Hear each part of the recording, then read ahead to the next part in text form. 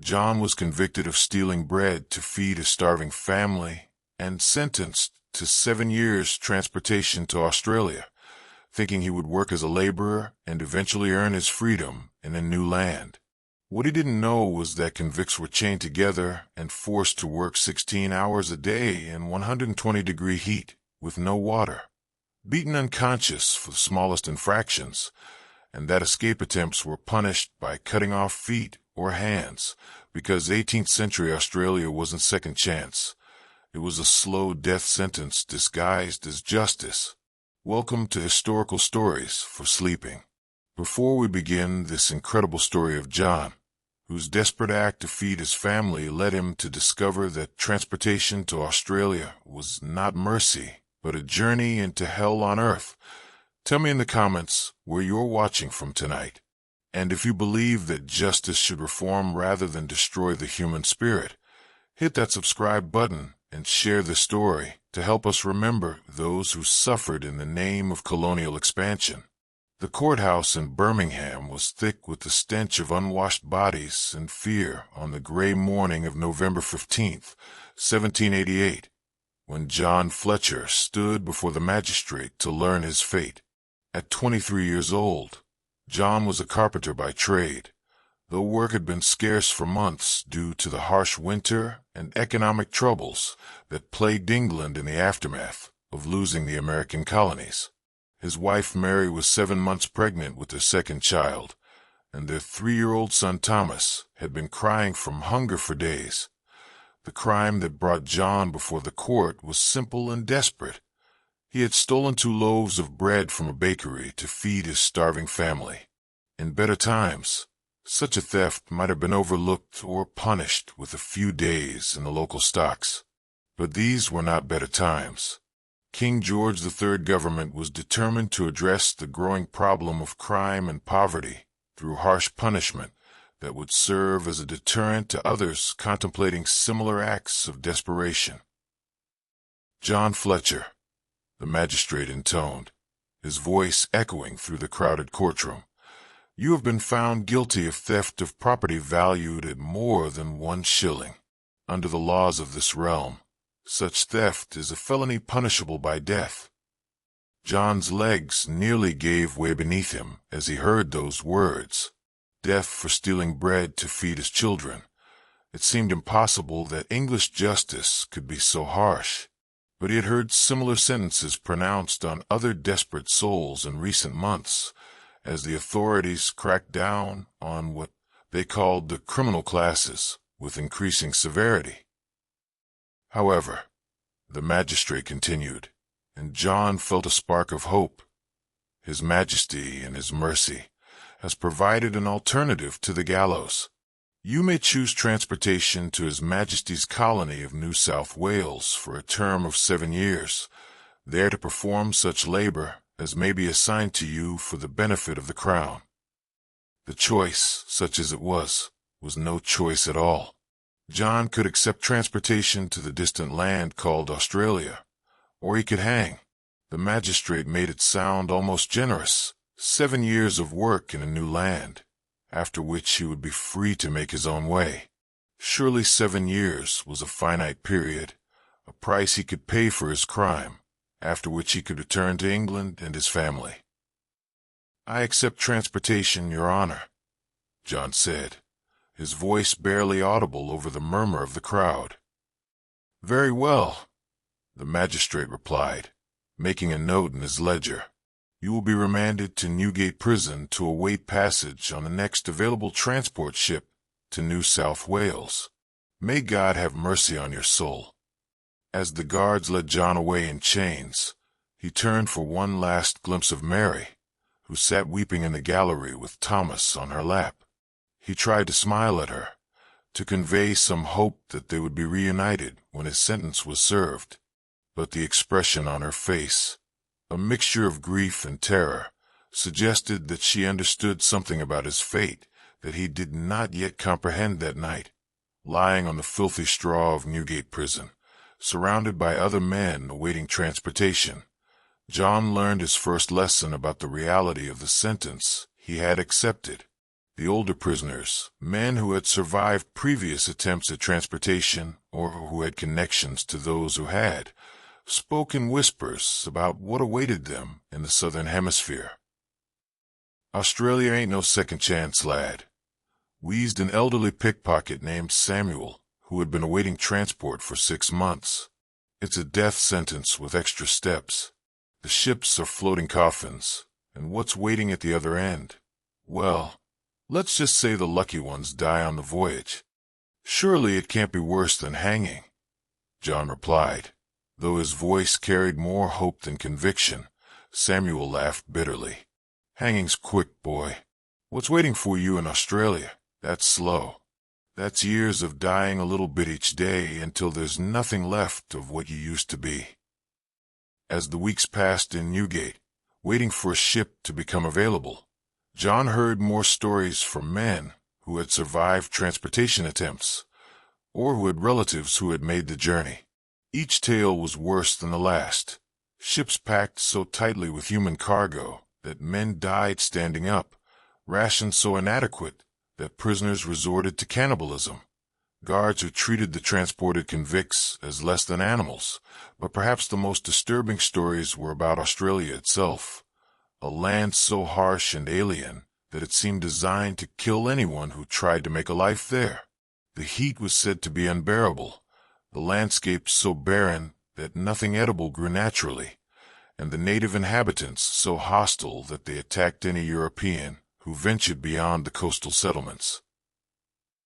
"The sun there will cook your brains and your skull," one man told him, "and if the heat don't kill you, the work will.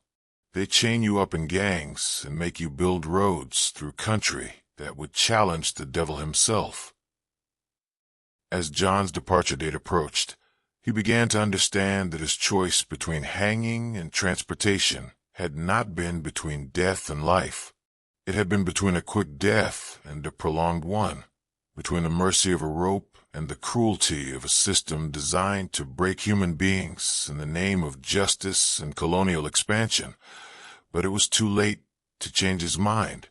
The ships were waiting, and John Fletcher was about to discover that the British Empire's idea of mercy could be far more terrible than its idea of justice.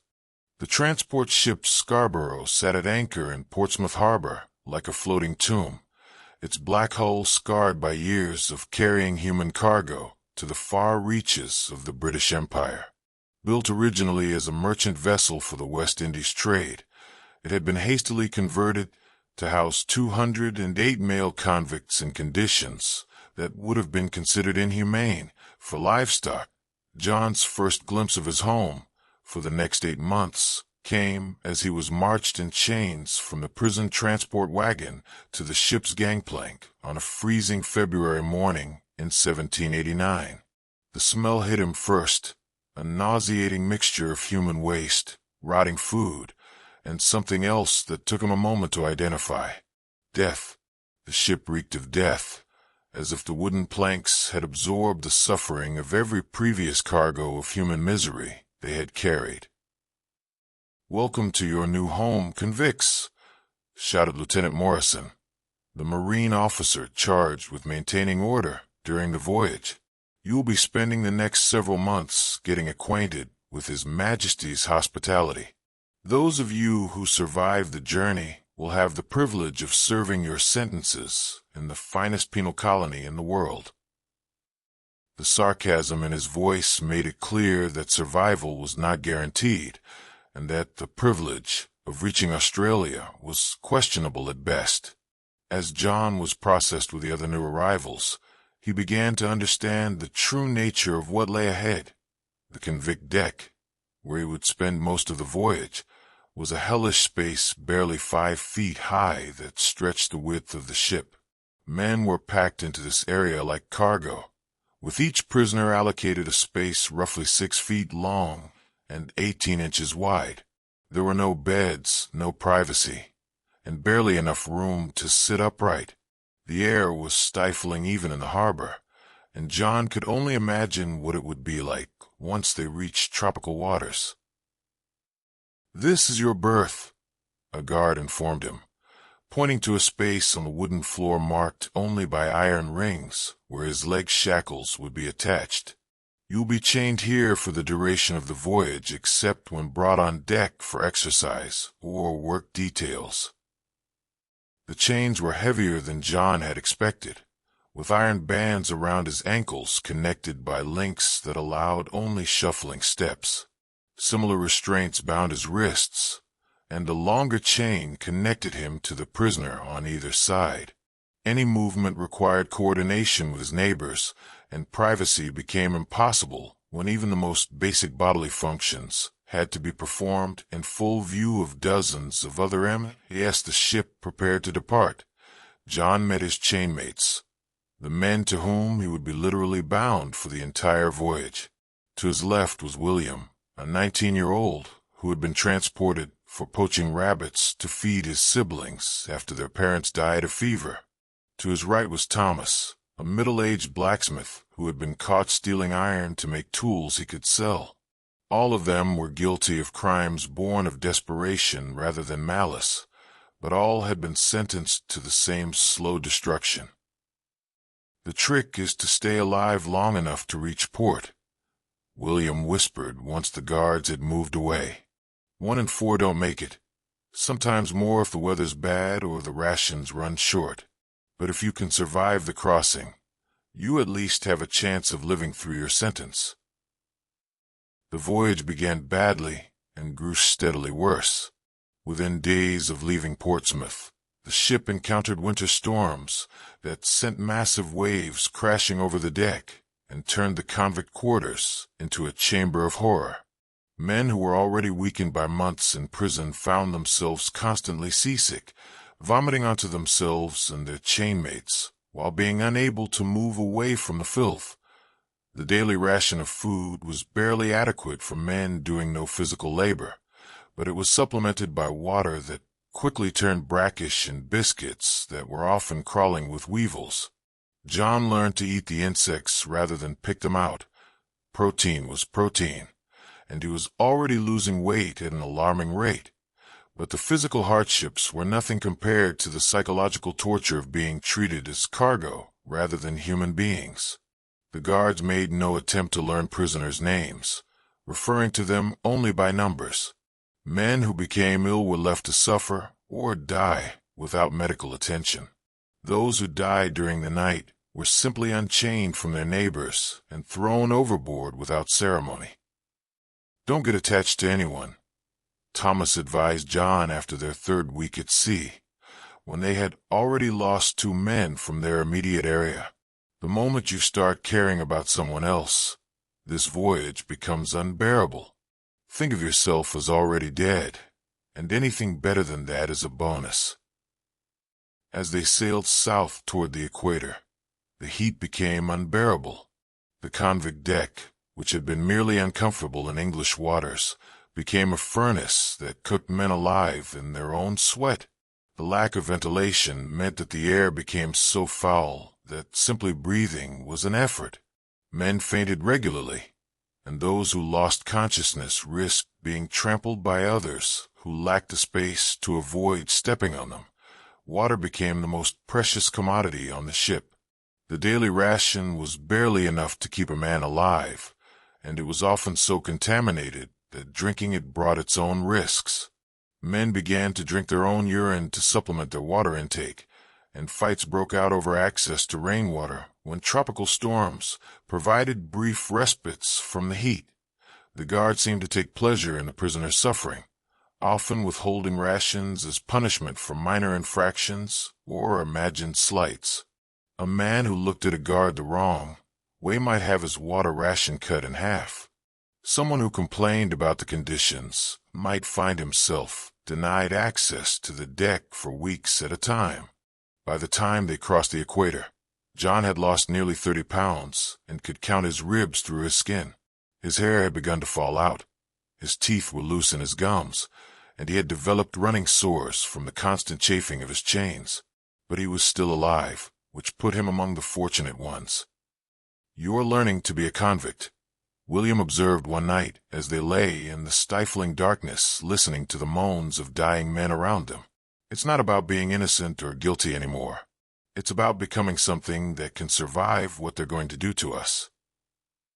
As the ship approached Australian waters after nearly 8 months at sea, John realized that the voyage had been merely preparation for what lay ahead.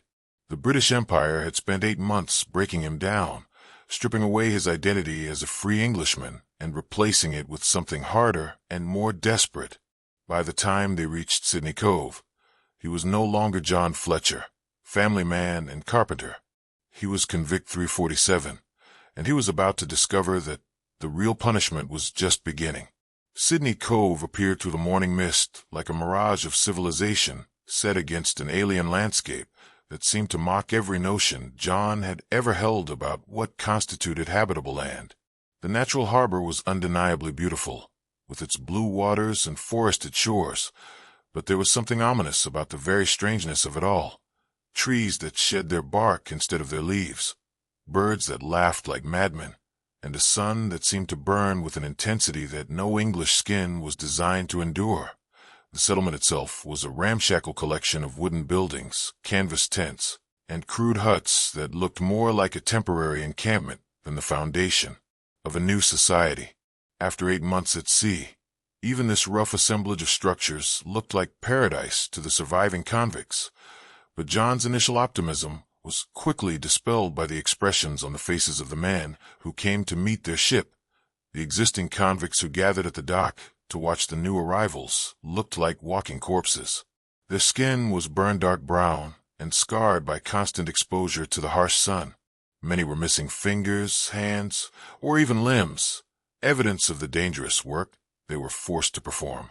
Most disturbing of all was their eyes, which held the hollow stare of men who had seen and endured things that had broken their spirits completely. "Welcome to hell, boys," called out one of the dock workers, a man whose face was so scarred by sun and violence that his age was impossible to determine. "Hope you enjoyed your cruise, because the real fun starts now." The disembarkation process was as dehumanizing as everything else about transportation. Convicts were herded off the ship in their chains, counted like livestock, and assigned to work gangs without any consideration of their skills, physical condition, or capacity for the labor they would be required to perform. John found himself assigned to a road-building crew along with 20 other men, most of whom were in even worse physical condition than he was after the devastating sea voyage. The quarters for new arrivals were worse than the ship had been. John was assigned to a bark hut that housed 12 men in a space barely large enough for 4. The walls were rough-hewn logs chinked with mud that provided little protection from the elements, and the roof was sheets of bark that leaked during the frequent rainstorms that turned the earth floor into a swamp of mud and human waste. "No beds, no blankets, no privacy," explained his new barracks mate, a man named Roberts who had been in the colony for 3 years. "You sleep on the ground. You eat what they give you when they give it to you. And you work every daylight hour they can squeeze out of you. And if you think this is bad, wait until you see what they do to men who try to escape or who can't keep up with the work quotas."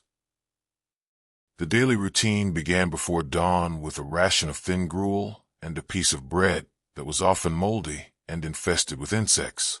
This would be the only substantial meal of the day, supplemented in the evening by more gruel and occasionally a small piece of salted meat that was usually rancid.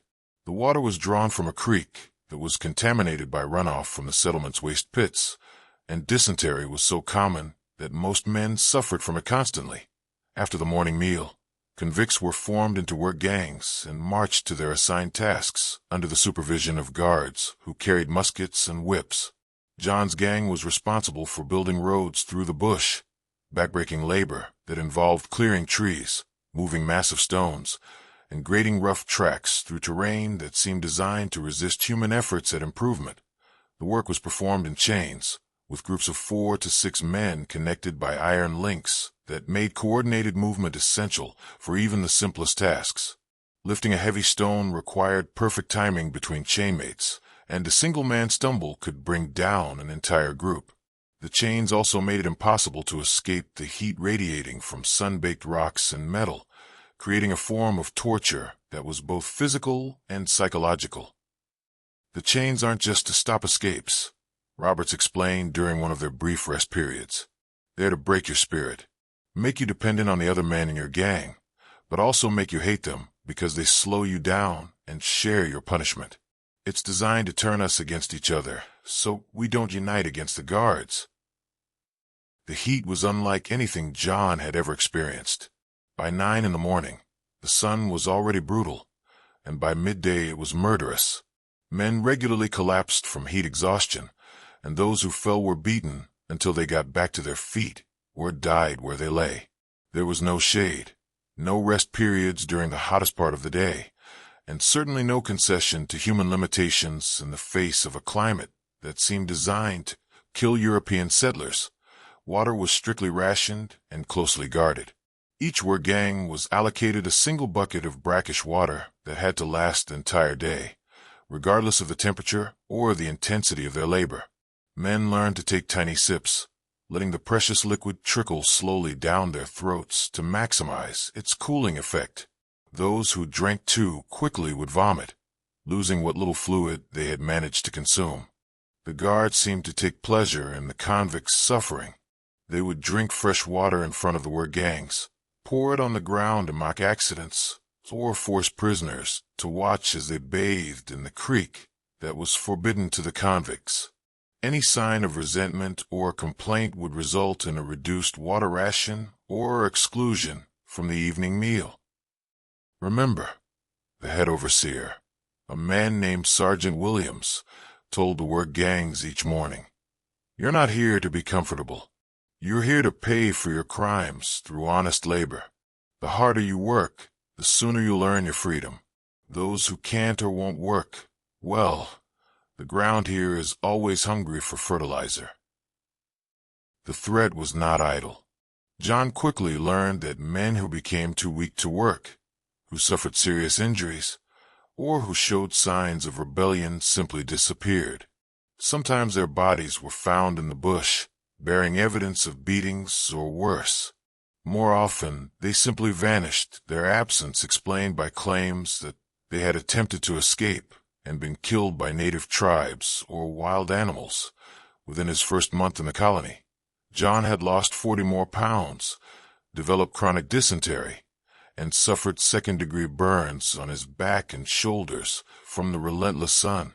His hands were permanently damaged from handling hot stones and metal tools without gloves, and his feet were cut and infected from walking on sharp rocks in boots that had disintegrated weeks after his arrival. But the physical suffering was nothing compared to the psychological damage of realizing that his 7-year sentence was not a finite period of punishment, but a death sentence that would be carried out slowly, day by day, until he either died from the conditions or was broken so completely that death would be a mercy as he lay on the dirt floor of his bark hut that first night, listening to the sounds of other men weeping, praying, or simply breathing with the labored rhythm of the dying.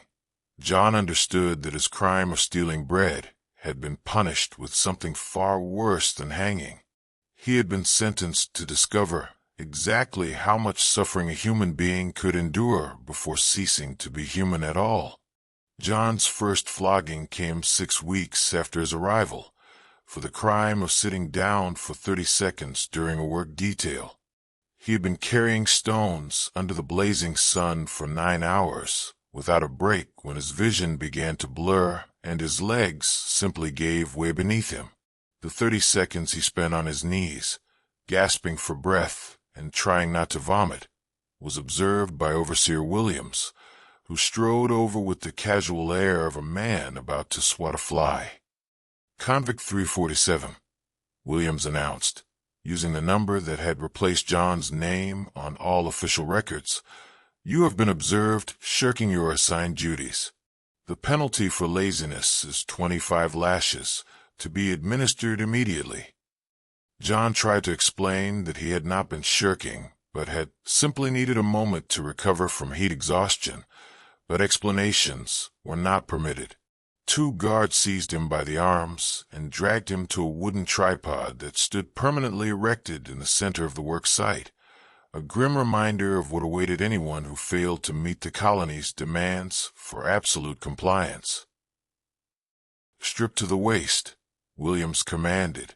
"And remember, boys," he called to the other convicts who had been forced to stop work and witness the punishment, "this is what happens to men who think they can take unauthorized rest periods." The flogging itself was administered with a cat-o'-nine-tails, a whip consisting of 9 knotted cords that was designed to inflict maximum pain and damage with each stroke. The man wielding it was Corporal Henderson, a former convict who had earned his freedom and a position as a guard by demonstrating exceptional enthusiasm for punishing his former fellow prisoners. The first blow felt like being struck by lightning. 9 separate lines of fire erupted across John's back as the knotted cords bit deep into his flesh. He managed not to scream, though his body convulsed involuntarily, and he bit his tongue hard enough to fill his mouth with blood. "Count them out, 347, Williams ordered. "I want to hear you thank us for each stroke of correction." "1," John gasped, his voice barely audible. "Thank you, sir." The second blow landed slightly lower, overlapping the first and tearing open skin that was already raw and bleeding. This time John could not suppress a cry of agony, though he managed to force out the required count and acknowledgement. By the 10th stroke, John's back was a mass of torn flesh and flowing blood. His vision had gone dark around the edges, and he was only remaining upright because of the ropes that bound his wrists to the flogging post. But Williams was not satisfied with the pace of punishment. "Henderson," he called to the flogger, "you're being too gentle. These men need to understand that defiance carries real consequences. Put some muscle behind it." The remaining 15 strokes were delivered with increased force, each one tearing deeper into John's already devastated back. By the 20th blow, strips of flesh were hanging loose, and blood was flowing down his legs to pool in the dirt at his feet. His throat was raw from screaming, though he tried to maintain some dignity by keeping the sounds as quiet as possible. When the 25th stroke finally fell, John's legs gave way completely, and he hung unconscious from the ropes around his wrists. The guards threw a bucket of salt water over his back to revive him, the brine sending new waves of agony through his torn flesh as it cleaned the wounds and prevented immediate infection.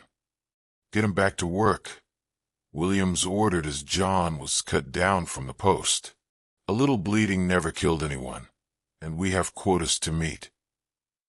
There was no medical attention for flogging victims.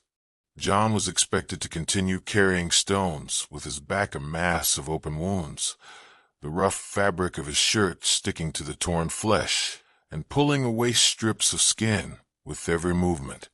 The other convicts in his chain gang tried to help by taking on some of his load, but this only resulted in additional punishment for the entire group when the guards noticed the redistribution of labor.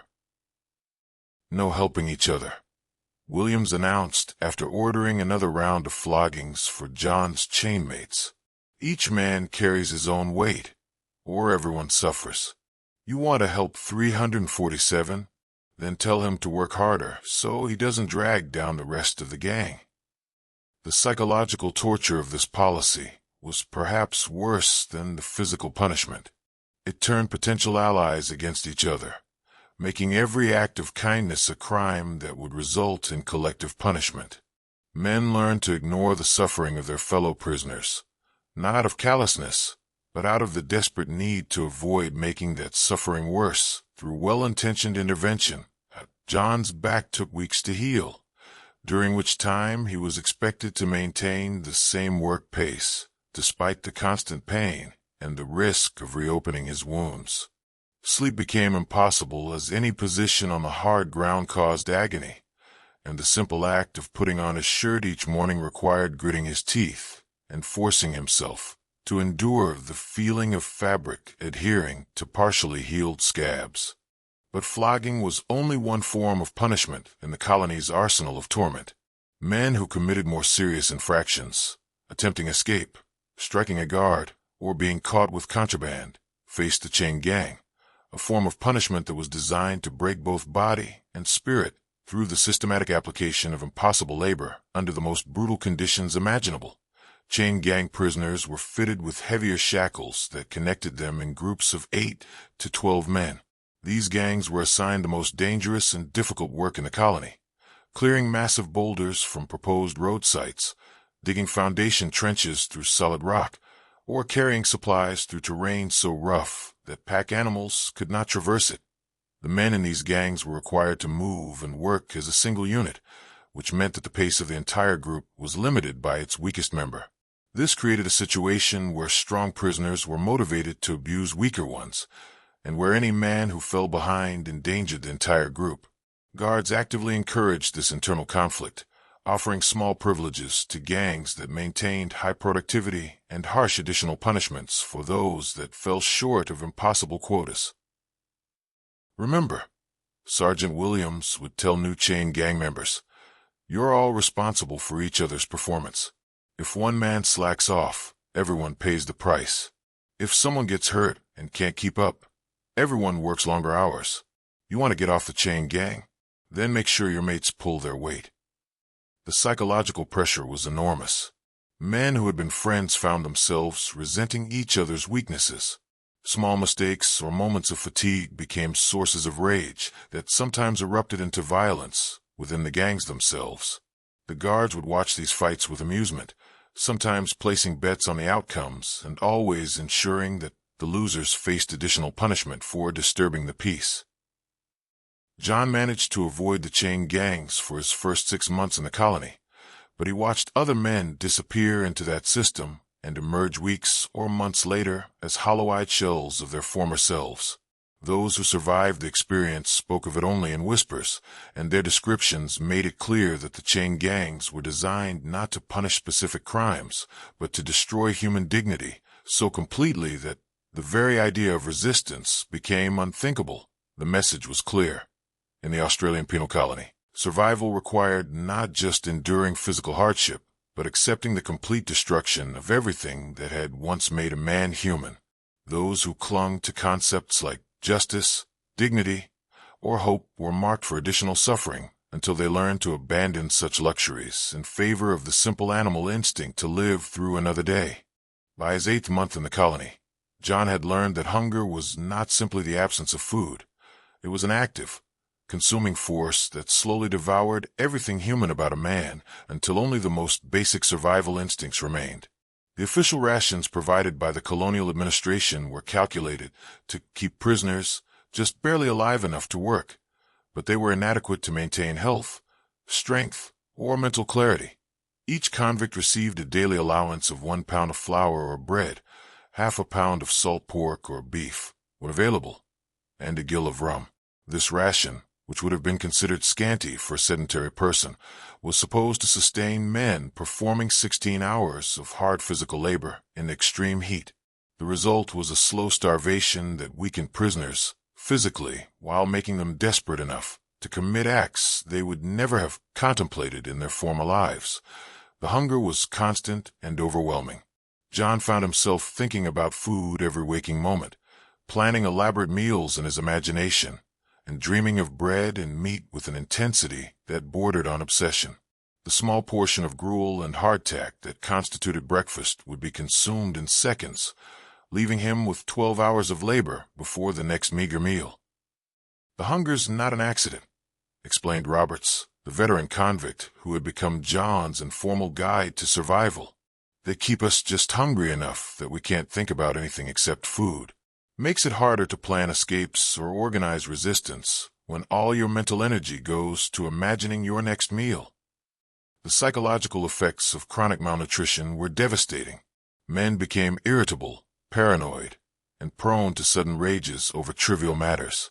Friendships dissolved over accusations of food theft.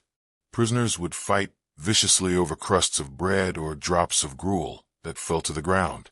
The bonds of human solidarity that might have sustained resistance to their treatment were systematically eroded by the simple biological imperative to consume enough calories to survive another day. But hunger also drove men to desperate expedients that would have been unthinkable in their previous lives. John first witnessed cannibalism during his 9th month in the colony, when 2 prisoners in an adjoining work gang were discovered eating portions of a 3rd man who had died during the night. He was already dead. One of them explained to the shocked guards who discovered them, "The meat was going to rot anyway. We haven't had protein in 6 days." The guard's response was swift and brutal. Both men were flogged unconscious and then hanged as an example to other prisoners. But their desperate act had been driven by a hunger so intense that the risk of execution seemed preferable to the certainty of slow starvation.